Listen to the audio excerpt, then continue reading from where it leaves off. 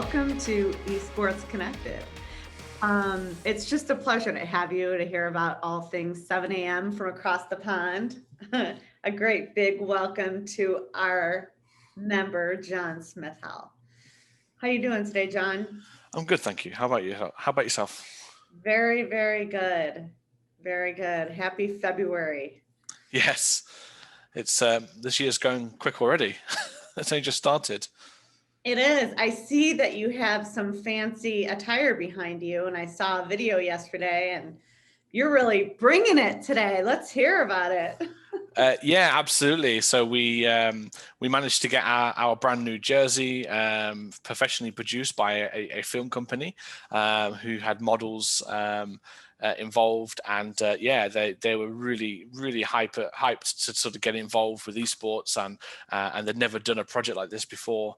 And I just said, there you go, you go for it. You know, look at our brand, look at what we do, and the sort of content that we produce, and then bring it to us. And yeah, they absolutely smashed it out of the park. I had goosebumps when I first watched that video. It was fantastic. Me too. It was really, really well done. I mean, what a launch. Such a great day to have you. Actually, if you want to play the video, you do have some share screen capabilities. It would be Yeah. great.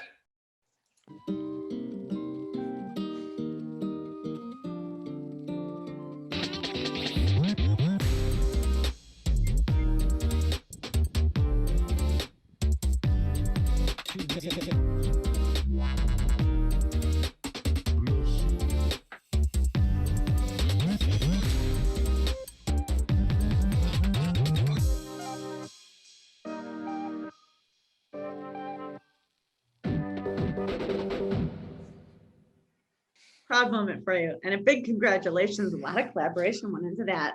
So tell us. Yeah, the shirt is produced by a company called Sector 6, who actually based in Texas in the States, and they had never worked with a European organization before, but they really wanted to branch out into Europe. So we were the first esports team for them to work out here in Europe. So for us, we wanted to bring something special to them, get their name out here in Europe, allow them to expand their business, but of course, then, you know, really helping our exposure, and also, you know, allowing us to sell shirts in two different continents. You know, for such a small organization on the grand scheme of things, to be able to sell our jersey from anyone in Europe and to sell it out in the States without having to have, you know, pay huge shipping fees, you know, for just one or two orders, is really good tool for us to have, and Yeah. certainly helps with our expansion. Right, right. Tell us a little bit about your expansion. So I mean, currently we wanted to, initially it was about Europe. We wanted to make sure that we get a good firm hold within Europe. We currently sit within the Benelux region predominantly, and we wanted to make sure that our brand was well known and that anyone could just see our logo without seeing Team 7 a.m. know, that's Team 7 a.m. That was the whole purpose of the brand in the first place. Everything was thought about with business and marketing in mind. It was all very strategic from the beginning. And, you know, within the Benelux region, I think we've achieved that in the game titles that we operate in. We've achieved that home branding, and people know our logo and they know who we are, and they think, and the perception is that we have this high quality content and this humble attitude, and that's exactly what we wanted out of this. Yeah, but for me, it's always, we should always reach for the stars. So if you're going to set a goal, then set it in front with some milestones in between, so that we can continue to hit those milestones whilst the bigger picture continues to build. And the bigger picture, of course, is international stage, and to be a well-known brand across you know, across the world internationally, and for everyone to know who we are.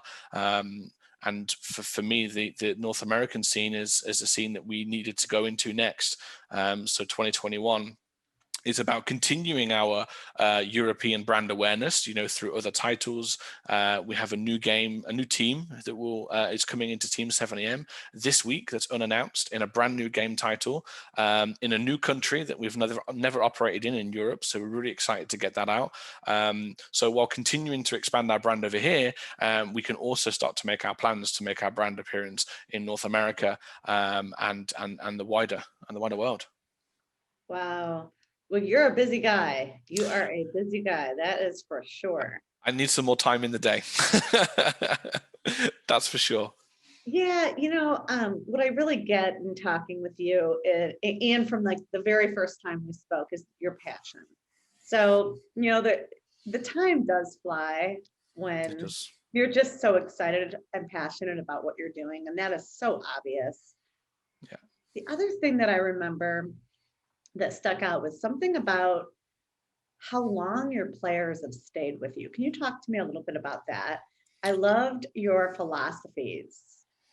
Yeah, we have a number of players that have been with us now, almost since the beginning, since 2 years. And we one player in particular, Alex, who joined us, he was with us at the very start, and he left us probably about 4 months in, and he came back probably about 6 months ago, and he couldn't find anything else better. He couldn't find a home that suited, and he couldn't wait to get back here, and I was excited to have him back because he's a fantastic talent. For me, it just proved that we're doing the right things. People want to be here, and we get a lot of requests from lots of different people who want to come and work with us, come and join the team. And I think it's just that humble being that we and that humble persona that we give, and it's about the players. It's not about me. It isn't about me. I've had my career. I played my games. I traveled all over where I wanted to travel and played tournaments, won, lost, all of the blood, sweat, and lots of tears. I've done that. For me, it's about giving back to everybody else, using my experience and leveraging that, and helping all the other players, the community, the esports industry grow, and learn from some of the mistakes that I don't think we've learned from over the last sort of 20 years. Well, maybe what we should start with is what have you done? Why 7 a.m.? Why don't we start with everything you've done up until now and then maybe talk about what's next? Okay, so 7 a.m. Was purely created because I wanted to do it right. Over the 20 years, I have been in countless number of teams, organizations, some very good, some very bad, and then lots and lots in between. And I learn. I'm a very observant learner, so everything I see, I'm learning all day long, every day. I take the good and bad from everybody, use that to my advantage, use the good, and think about the bad and how I can avoid from doing that. And I've done that over the years from different players and business people that I've met. And I just saw this gap in the industry that people seem to split teams. So you either are a professional organization or you're a community. Community teams tend to have lots of teams who their skill level isn't normally that good. They're just a community, and there's nothing wrong with that. That's absolutely fine. We need those. And then you have these professional teams who only concentrate on these professional players, but they don't build a community. They just expect or assume people will follow them, and if they don't follow you, then they don't follow you. And I don't like that. I think that's wrong. Well, why can't we do both? Why can't we have a professional structure and be a business whilst build a community, give back to those grassroots communities, give back to those students, get other people involved, engage with everybody around you, and then merge this community, which we know has lots and lots of people in it, and then have a professional structure and be competing with the best that you can compete. And that is the purpose of Team 7am, is to do that, and bring those two things together, and engage with everybody. And it's tiresome. I'm forever talking to people, but you know what? I really enjoy that. I want to do that. I want people to be able to reach out to me.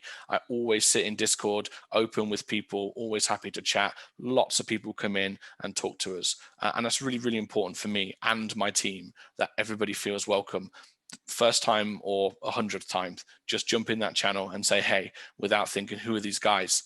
Is anyone even going to talk to me? What a great leadership style you're forming. And it sounds ever evolving.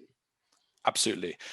Leadership is really important to me. Management in general is something that's really important to me, and I've learned lots of skills over from my normal career life, my normal day-to-day jobs, from managing people, and one manager in particular taught me a lot about managing people, and that everybody has to be managed differently. Some people you can shout and scream at, and they'll be like, yeah, okay, no worries, I understand. Some people need a very, very different approach, and everybody actually needs to be managed very, very differently and individually. We can set the same expectations, but managing those expectations have to be done differently. And there's no different dealing with people. So just because you don't manage that person, and that person is a community member who comes in, that person is engaged differently. So you use different engagement methods to engage with them, and it's just about learning who you're dealing with and actually taking an interest. I think that's the most crucial thing. Take an interest in what they're doing, what they're saying. Who are they? What are you doing here? Why have you joined our Discord? What do you play? What do you do for fun? Always feel free to pop in if you want to. It's just being open and empowering the people around you to do the same. Yeah, even though when I saw you launch your jersey brand yesterday, I just knew it was more than a shirt. There's something about what's going on over there across the pond, and that's very attractive in your journey that I just see growing. Yeah, it was a statement. It was a statement from the small ant on a humongous, ant hill, compared to the misfits and the G2s and the 100 Thieves and the multi-million-dollar companies that sit up there. Us small ants can produce quality and high quality, and we can be on brand.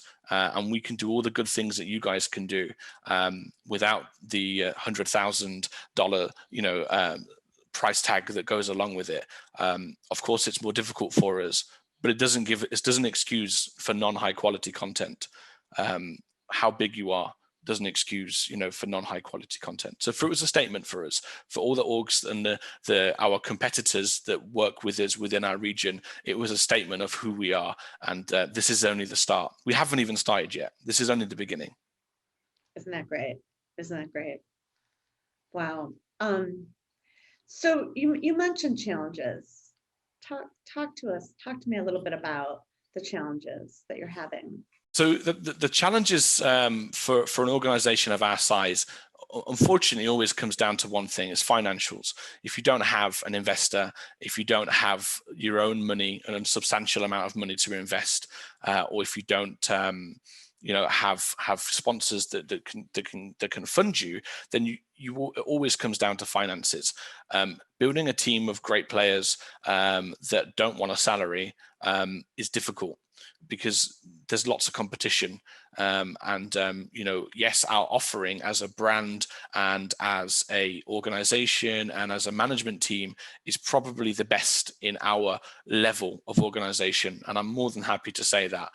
But we have to be realistic that these players want something more, and they want some salary, and they want that support. They want to be able to full-time play, and then we need to make sure that these guys are covered. That's part of our job.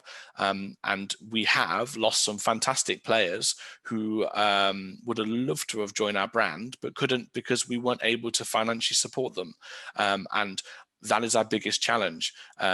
I can continue to brand out this business and market the business as we are, but ultimately our teams need to catch up in terms of competitiveness and skill. But we can only do that when we can start to support them a bit better financially and attract those bigger and better players. Our attraction is already very, very good, but we miss that crucial thing, which comes down to financials. So tell me a little bit about that. What does it take? And I'm going to ask that in a general way, because as a business person myself, my advanced degree is in industrial organizational psychology, so I find it all fascinating. And it sounds like you're truly managing your growth, taking in smart money, managing great players to the best of your abilities. Am I hearing that right? Yep, absolutely. Yep. Okay, so tell us a little bit more about what could make a difference from small to mid-sized to large, with your comfort level and your style of leadership, your team, your company, etc. I think essentially to be able to compete, we need to make sure that we're competing with other teams at the same level or better. We have a great offering already. I've said that, and being able to give financial support to those players only adds to that value. And it's not just about that value. It's not all just about money. It's what other things can we do for them. So something that in the industry that isn't taken care of. Are all players at this level paying tax on their income? Probably not. Are they paying pensions, contributions? Definitely not. Are they being supported in any other way? Are they, or are they just, are we helping make them create themselves a brand so that they can continue to progress themselves as a player? Are we supporting them mentally from a mental health perspective? And a lot of the answers to those questions are partly or no. And most of that comes down to financial support. We want to be able to support them better, and we want to be able to employ people and to get this industry to a stage where it's an actual career path for everybody. People need to be employed. Currently that doesn't really happen until you're really on that tier one level with the G2s and the 100 Thieves. Much below that doesn't happen because there's no scope for that. Or there is scope, but organizations and businesses choose not to do that. They take advantage of someone being self-employed, and then there's lots of other issues, like I just said. All there's tax issues, and there's no pension contributions, and eventually the governments will start to pick up on this. They're not silly. They see esports growing and growing and growing and growing, and you see on LinkedIn all day these huge numbers that are getting thrown around about the esports world. Well, one day they're going to come knocking and going, oh, hey, that's great. You guys have got this huge industry. Let's talk about tax. Let's talk about tax, guys. And then everyone's going to go quiet very, very quickly. And we need to do that now. We need to support players in other areas. It's not just about the brand and some money. What else can we do to add value to our brand, our business, and more importantly, what else we can give to that player? Right. Yep. There is no greater resource than your people, and you've really got that. How many people are on your team? So as an organization, we sit around 40 in total, and that's between the teams and the coaches and the management staff. So are you coming to our Esports Next event, March 22nd and 23rd? Well, I would like to. I just need to wait until a little bit closer to the time to see what schedules and everything looks like. My wife's about to give birth any day. She's overdue by a week, so it literally could be tonight. It could be tomorrow. So yeah, just need to see what that looks like. I'll need to make sure I can take some time off and spend some time with the wife and the baby. Absolutely. Congratulations. Thank you. Wonderful. I didn't realize. Is this your first? Third. Oh, third. It's so quiet over there. They're upstairs. They're well trained. Hopefully the wife didn't hear that. No, they understand my passion. They understand what I do, and that that sometimes I just need to, if I'm in meetings or something, they go and play upstairs, and the wife will go upstairs and leave me to it and let me do my work. Yeah, I think there's something to be said. There's this people that are working and they love what they do.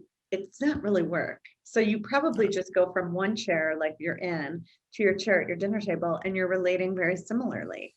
And so, not overly stressed, or you come across as very fulfilled in what you're doing.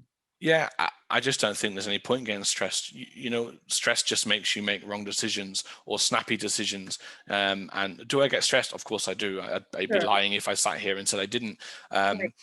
But you have to learn to take yourself away from those situations and go, right, you know what, I'm tired. And I say it to the guys because I'm the oldest in the organization. I'm 33, so I'm the boomer. And I'll come on and talk to the guys at Discord and I'll say, you know what, guys, I'm tired today. Today's not a good day. I'm grumpy. I'm going to go offline. I'll catch you guys later. I've got my mobile phone if you need me. If I've got no meetings, happy days. You just have to admit to yourself, you're tired, you're a bit grumpy, you're a bit stressed. So just take yourself away, because you only do things, subconsciously, and you start making decisions that you're not really thinking about properly, because they're emotional decisions. They're not business decisions. They're not thought through. They're very Sure. emotional kind. I'm not in a great mood today, so I don't like you did this, whatever it may be. But would you have said the same thing on a day when you're not feeling tired and you're not stressed, and you're not just feeling a little bit, I don't want to be here today? Yeah, I can relate to that. As my career advanced and I fell into doing more of what I loved, or like as I walked toward doing what I loved, the unplugging, it takes something, like I Yeah. have to make myself unplug. And when you love what you do, it's part of that, you talking about the wellness and the mental health. Yeah. It's amazing how charged back, we come. It is. And you know what? It's really hard, because you think to yourself, I've got things to do. I could do this tonight. I could do that tonight. But sometimes you just need to just say, okay, I'm out for the day, and go out, do something. Not that we can do that currently, of course. We're still locked down, but just take yourself away. Even if it's for a few hours, you will feel much, much better. And you just have to make sure and make a stand and argue with yourself in your head. You have that argument. Yeah, but you can do all this. Yeah, but just take 10 minutes. Just chill. It's difficult. It doesn't always work, but you have to try. I mean, from being a player yourself to leading a team and being a father and maintaining a balance, it's just really great to see you're really walking the walk. Yeah, it's been a fantastic journey, and you know what? I wouldn't change anything. Absolutely nothing at all. It's everybody says it when you're a bit younger, that everything kind of happens for a reason, and and it does. And as a youngster, you don't think that. You think everything's against you, and you wonder why. But you know what? It's all character building, and I'm a much, much stronger person and character because of the issues that I faced as a child and as a teenager. And I wouldn't be the man I am today without those. And you look back and realize, actually, you know what? That's fine. I'm strong enough to do that. I'd rather it happen to me than somebody else who mentally probably isn't tough enough to do that. So I can take that on the chin and carry on. Isn't that great? Because it really is, life really is carrying forward. Mhm. Um, with whatever it is. And none of us are getting out of here alive. And we're all getting our hits. We're all getting our hits. And I'll tell you, being in community and doing it together, and I can really hear that whatever it is you went through, which I'm more than welcome to hear, and it would be fascinating. It sounds like you're bringing forward with your team and really being there. Absolutely. I feel, being 10 years older than most of the guys who sit Yeah. within my team, I feel, and they all call me dad in a way. And it's just one of those funny memes. And that's absolutely fine, because you know what? I will protect those guys until through thick and thin. I will be the shield. I will take the rubbish. That's my job. That's my responsibility. My business partner, he's 23 years old. But you know what? It's my responsibility to take the rubbish that comes with running a business, the pressures and the stresses. He doesn't need that.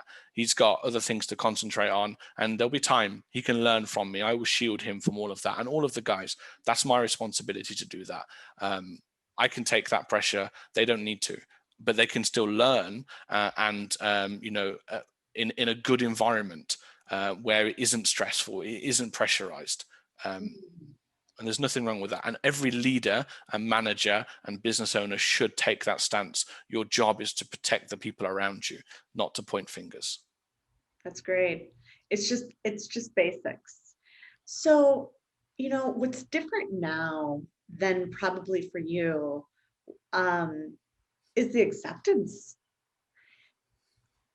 I remember getting our first video game, and at that time, it wasn't wrong to play. It wasn't go outside and play with your friends. It was okay to play. Mm-hmm. We weren't wronged for the choices we made, based on our play. And I don't know if you were part of that, but I was just talking to somebody yesterday that said to me, Megan, imagine when you were playing your first game that you were made wrong to play. And I think the only thing that would be wrong, which I don't like to make things wrong or right. Typically, I try to stay in that gray. What I do where I could improve is play more, just period. We've almost lost the value of how important play is. Yeah. Not just unplugging, but play. What do you play? What makes you tick? Like what happens when you're not working? How do you take your breaks? So I would imagine you might have been part of that.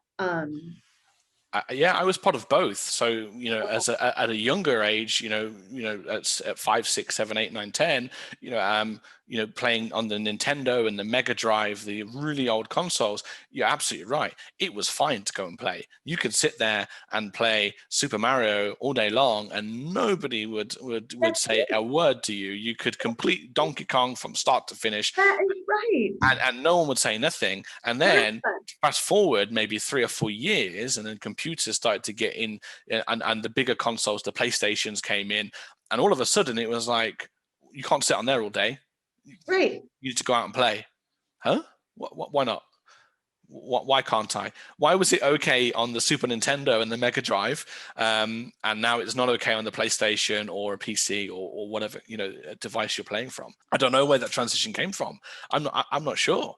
I don't know whether it was, maybe people think it's a fad at beginning, these consoles coming out, it was just some fun, just some games, nobody was worried. And I think then when it got a bit more serious, and more and more people started to play, and it became much more serious than just playing some games, that it just didn't suit the lifestyle that all of our parents at that point had, and it wasn't the norm. You tend to bring up your children similar to how you were brought up. You obviously try and adapt to make some changes, and you take those good and bad, right, from your parents, and you try and adapt to make a better upbringing for your child. So yeah, I don't know. I don't know why that changed, but it definitely changed, and I was a part of both of those changes. Interesting. Can you tell me a little bit about being part of both changes? I was part of 100% that it was okay. And then as a mature adult, I was part of it's not. And now I'm part of the evolution where not only is it okay, it's just absolutely awesome. Yeah. In balance, like everything else. No, absolutely. So for me, so initially playing games, on the console was at a really young age. It didn't really engage me that much. I enjoyed playing those consoles. I generally did. But playing soccer or football, as we say over here, was much more my passion as a young age. I didn't want to be sat at home. Matter of fact, I hated computers. I had no interest in computers, no real interest in computer games. It just wasn't there. My passion was being out with my friends, playing football, doing the boys thing, and just messing around, having some fun. Wrestling was huge, when I was younger. So we were always wrestling and messing around, and that was predominantly my childhood until 13, and then that's when esports hit me, and that was my fork in the road. That was my life changer. Okay, tell me about it. Okay, so really interesting is that I actually left school at 13 years old, completely finished. Left school. I didn't engage at all with school. I just wasn't grasped by it. It didn't do anything for me. I was the absolute class clown. I would just sit there and mess around, making funny noises, throwing things at people. It just didn't capture me. It did nothing for me. So of course I didn't get on very well with the teachers. As a young kid, I've always been a bigger guy. No issue there. That's just been me. So of course kids think they can take advantage of that and try to bully me. I didn't stand up for any of that. I didn't take any rubbish as a child. So found myself in trouble either fighting for myself as self-defense, or in general just being a bit of a clown. The school basically just didn't put up with it, and they gave us some options and said that either we're going to exclude you from school, and we're going to ban you, and all the local schools are in touch with us and they won't accept you either, so you're going to have to travel miles and miles to even go to school, or you can do home education. We will support you, we will help you, we will send work to you. So my parents said, okay, well, look, neither of my parents drove at this point, so there was no other option really for us to do this home education, and they sent no support. Nothing. There was actually a scandal in the late 90s and the early 2000s in the UK, where schools were forcing children to do home education, but not taking them off the register. So they were still taking the funding for my place and using that funding elsewhere, and not actually informing the governing bodies that I now was doing home education. So I got absolutely nothing, no support, no nothing. And my dad ran a business of his own, and I went to work. At 13 years old, I went to work with my dad, and was helping him. Just he was a window cleaner. It wasn't some fantastic business. It was just window cleaning, and I went to help him. And one day I walked past the internet cafe, and it just piqued my interest. I thought, what is that? Seen some computers in there. I'd never played on a computer before. Was never interested, and went inside, and the guy that behind the counter, who was the owner of the store, said, are you coming to play some games? I was like, what games do you have? And he said, what games are you into? And I thought the only game I really enjoyed as a kid growing up was 007, James Bond. So I thought, I quite like shooting games, and I've always had an interest in military and army anyway. So for me, shooting games was natural. And he sat me down, and I started playing Counter-Strike. And I never left that place. I kept going back every single day. As soon as I finished work with my dad, I took my wages as such, because he would pay me for my time, and I would go straight to the internet cafe, and I would start playing Counter-Strike. And after a few weeks, the owner, Ranjit, said to me, do you not go to school? Like, why are you here every day at this time? Everybody else is at school, but you're here playing games. And then I explained to him the situation, and he was like, okay, fine. As long as your parents know that you're here and you're all good, then no issue. And then he said to me, well, look, if you're going to come here every day, and why don't you come in early, and you can clean the tables for me, clean the keyboards, the mouses, the monitors, help me set up, and then I'll give you free time on the PC. You don't need to pay. And within a year, I was then working there full time, learning how to fix PCs, learning how to deal with troubleshoot issues on the computers, and while still playing Counter-Strike, because I learned from a very good team, I was playing for the main team and winning tournaments at the age of 13, and the rest is history. What a great story. I mean, you're really a legend. I must say that word, because it's so easy to let the tennis balls keep hitting you in the face. I'm thinking the machine, learning that tennis and the balls keep coming, and it's so easy to get resigned. It is so easy to sit on the bench at a game it is easier to be on the bleacher than it is to be on the court. There's just no doubt about it. Yeah. And then there's whatever was going on with you at school, whatever it was, that the missing that wasn't provided for you, that should have been, without a doubt. Yeah. And for you to just find a way, it's such a great story. It's such a fragile age, faced with so much resignation. It was really tough, and I think the toughest thing I found was the social problem. Absolutely. So Right. initially, when I first left school, my friends would keep in contact, and oh, okay, you're going to come out on Saturday, we're going to go swimming, or we're going to go play football, we're going to do something. Yeah, of course, of course, of course. But then, as time went on, those messages stopped coming. Those door knocks for, is John coming to play? They stopped happening because I'm now not at school. I'm not with them on a day-to-day basis. I'm not in their social group anymore. That was tough. That was really, really tough socially to even though I had friends here on the internet and I could, play with my team because, after about a year at the internet cafe, my parents brought me a PC for home, so I could then play at home because that's what I, of course, wanted to do. So that helped with that, but it isn't the same. It isn't the social interaction that I was used to for majority of my life, being able to just go out and play with friends. And now I had to almost learn to re-socialize. And you know what? Most of the people playing all day or in the daytime were much older than I were. They were 18, 19, and 20 at the time. So then it was tough to be able to, because they socially didn't want to hang around with you, even online, because I wasn't in their age group. And the people at the internet cafe, again, were a lot older than me. So they didn't want to socialize with me either, because I was much younger than they were. Why would you hang around with a 13, 14-year-old kid as an 18, 19, 20-year-old? You wouldn't do that. And so that isolation was tough. Great. But I focused on my game and focused on playing and focused on learning. I have no formal qualifications. I've never took a test in my life.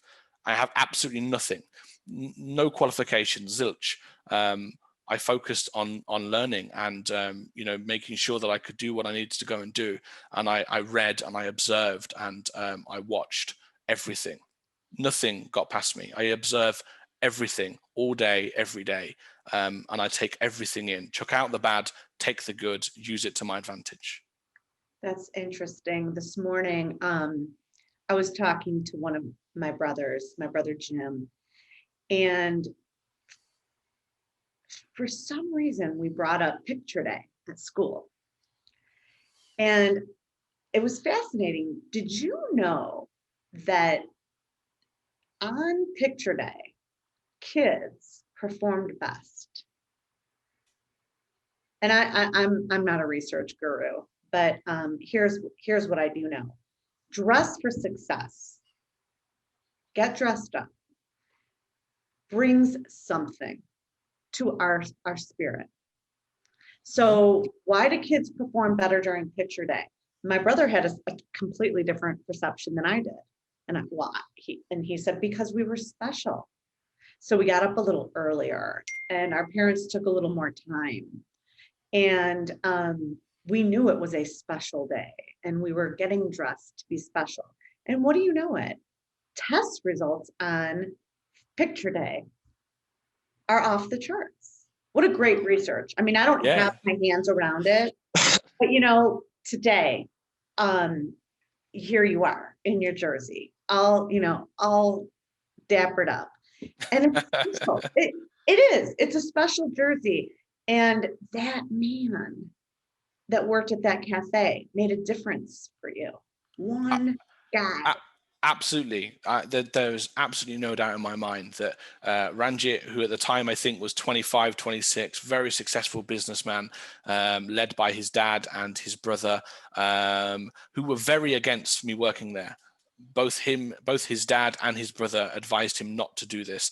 Of course, it was illegal at the time. You can't employ Sure. somebody at that age, and they both advised him not to do it.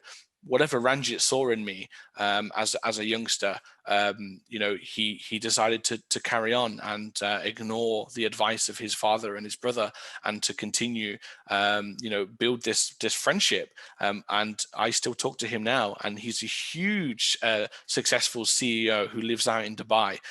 Is a fantastic. He clearly had a very, very successful business life. But I don't know what he saw. I don't know. And if I asked him, he probably wouldn't tell me, because we got such a good friendship that he'd probably tell me to shut up and laugh at me or something, or to call me an idiot. I don't think he'll ever tell me. But you know what? It doesn't matter. It doesn't matter, because you know what he did? He gave me a chance. He Yeah, gave me an opportunity to show and to grow. And for that, I'll be forever thankful. And you are, and you're paying it forward. And our journeys, particularly entrepreneurs, and that brings me back to are you going to be pitching? Because it is so cool, pitch day. The whole Shark Tank concept, the whole elevator pitch. I really hope if you're not, well, I actually really hope you do it. And I believe for our March conference, it's pre-recorded. So, and I think it's just 90 seconds. It is Oh, wow. literally an elevator pitch. Wow. And I think you would do fabulous.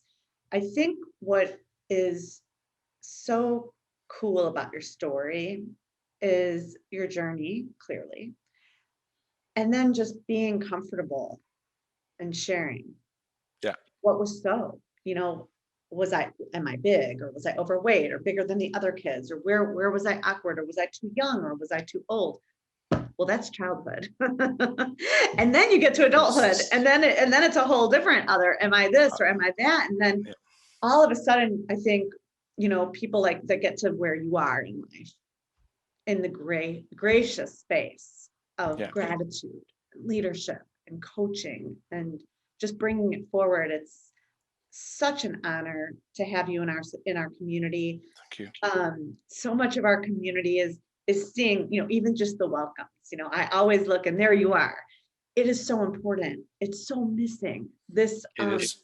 It's so missing, and you got it when we first talked, and that's what this show is about. This show is about when people call you, they pick up, John, how you doing, my friend? Yeah. That's what we want. That's what we're missing. It's relationships, and everybody needs to understand that. And I think I do understand that. What, business is great, and getting deals is fantastic. But you know what? Relationships are much more than that. I can go get a business deal for whatever amount it is, but if you've got no relationship with that person, when you've got to sell again next year. You do. But if I build a relationship with that person, I've already sold. That's right. I don't need to sell. He's already brought me. He's not buying my brand. He's buying me. He's buying what I believe into. He's buying my vision. He's buying my philosophy and my passion and my drive and my ambition. And my job is to build that relationship and have that. I don't ever need to sell to that person again, because that is selling is impersonal. Selling is, you're doing a bit of a selfish act. Of course you are. You're trying to get somebody to, whether you're selling a product or a service or whatever it is, you're asking someone to part with some money. Whether that's a product or whether it's physical cash, it's the same, right? We're asking someone to give me something in return, and it's quite impersonal. And of course you have to do that initially, because that's just the game. But it doesn't mean it has to always be like that. Why not get to know the person? Why not create a relationship? Why not help each other? What else can I do for you? What else? I know that you've given me this, but what else can I do to help and support? And build something more. And you never need to sell that person ever again. And no matter what happens, you've always got someone to go back to. Hey, how you doing? Oh my God, I haven't seen you for months. How are you? That to me is so important. Mm-hmm. That's why, I comment every time somebody joins. I'm the first person to comment on Twitter, on LinkedIn. And yes, I spend stupid amounts of time on LinkedIn, probably more than most people. But it is also important for me to talk to people and introduce to people. And I've got to know so many of your members over the last few weeks. It's been fantastic. And then introducing them to other people, creating another network group between us. I was saying, I know a guy that does that for you.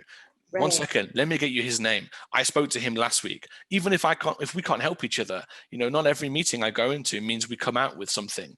We don't get sponsored out every time I have a meeting. Sometimes it doesn't work, but it doesn't mean I can't help that person. Actually, I know who can help you. Right. Let me get this guy's name. Let me reach out to him for you.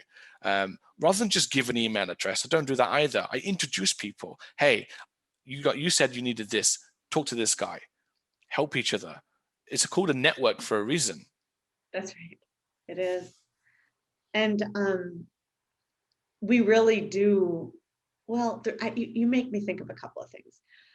In my I wanted to study business psychology because I love business and I love people. And putting those together, I just thought was the most brilliant thing ever when I heard about this program.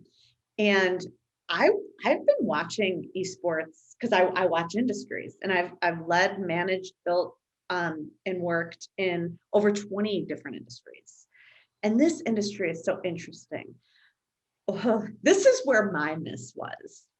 Um, Go out and play, be with friends. Where we missed it was the kids were being with friends. Their friends were, it wasn't a video game being played alone. Correct. It was a community Yeah. that was being built. We were socializing, we Exactly. were talking, we were learning That's from each right. other. And matter of fact, we were doing the best socializing you could ever do because we were doing it from different people, from different countries, from different backgrounds. And you would never get that mixture in school, and That's never, right. ever locally, ever be able to get that amount of different people from so many different environments in one place to talk and have something similar in common, and drive to a common goal. And there's just nothing else that exists that can do that. And esports did that, and it still does that today. And that's why it's really, really crucial that the education sector ties into esports, and they get involved, and they allow let's push kids into doing esports if that's what they want to do. They will learn much more. Some of my best friends I've got live thousands of miles away from me.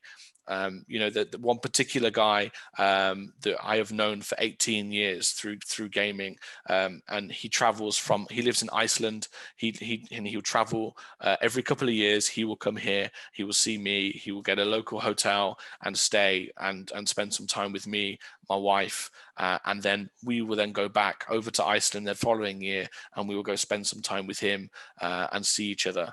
And I met this guy from playing Counter-Strike, and I cannot see him for 6 months. The minute you get us on a call, it's like we've been back together like 18 years ago. And it's incredible the relationships that you can build from thousands of miles away, and learning from different cultures, and have a different understanding of what other people do, all from just playing a game, because it's not just a game. It's beyond the game. Absolutely. I'm sure that was the World Cyber Games theme tune, actually, Beyond the Game. Yeah. Wow. It's always a pleasure to talk with you. And so what's next? What's next for you? What's next for 7 a.m.? What do you have cooking? Well, I don't want to give too many leaks away. I mean, of course, Okay, that's all right. we're going to continue to expand our brand.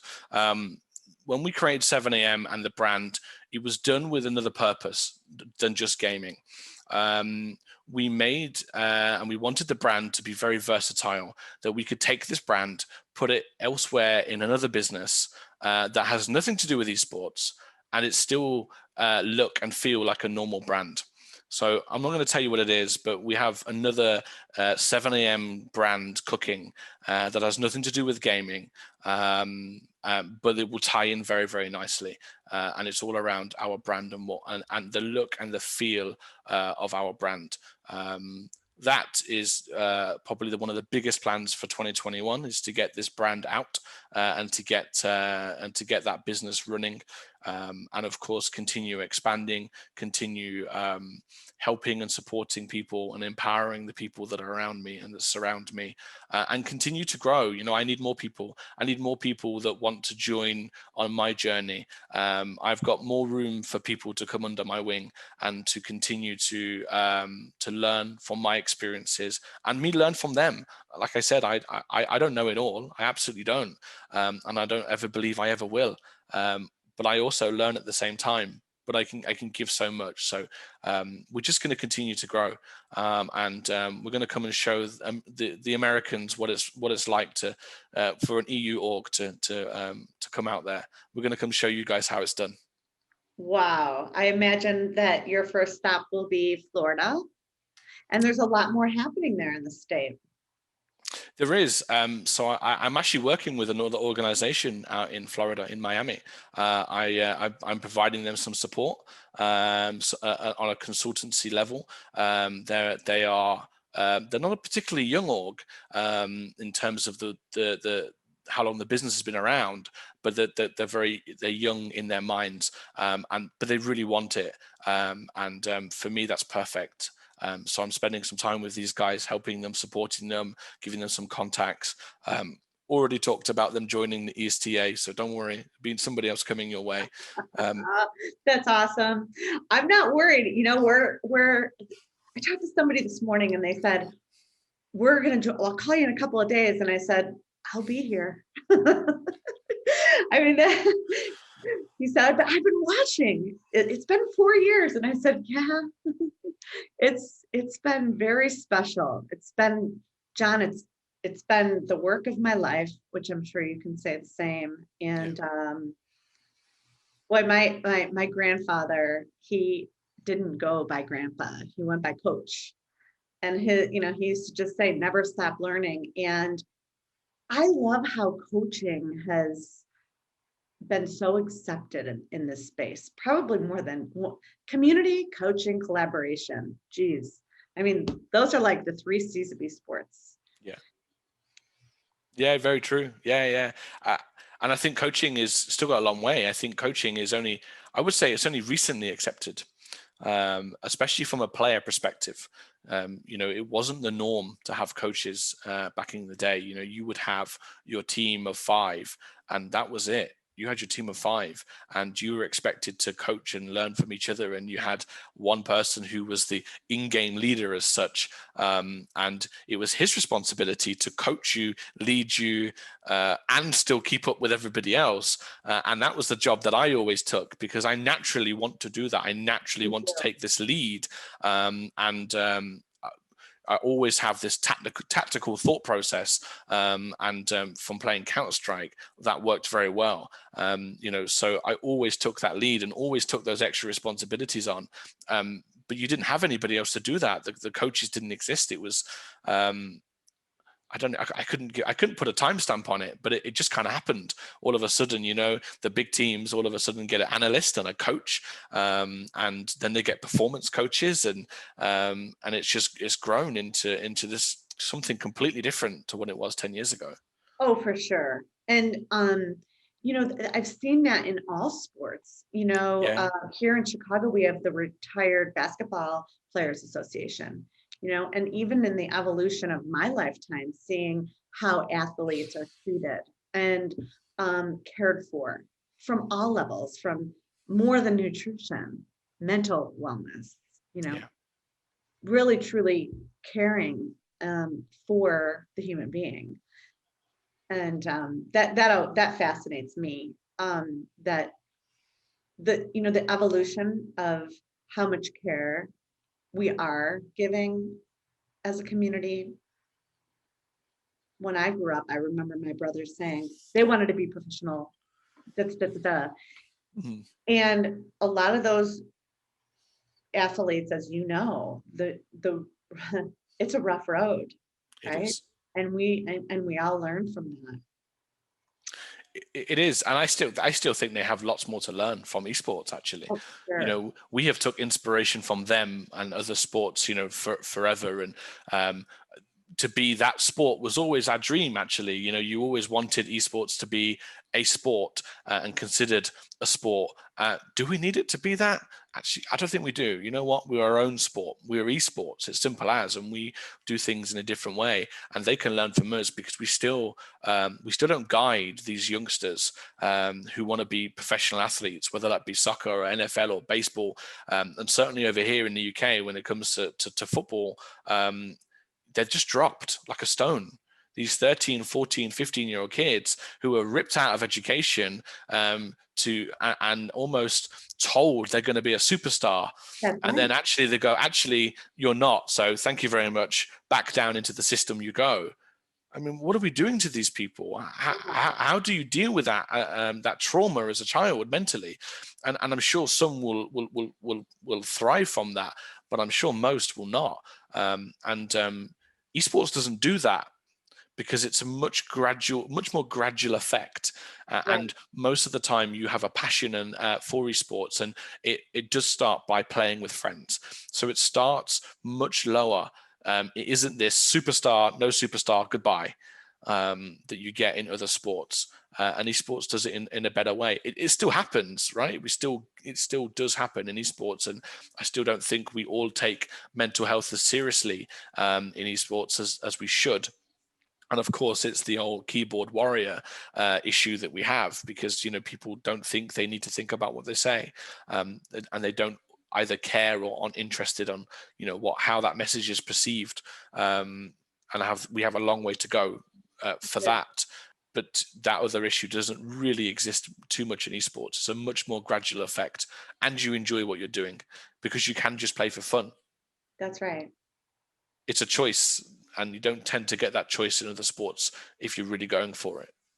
Well, this has been just a great time that we've spent together, John Smith-Howell of 7am.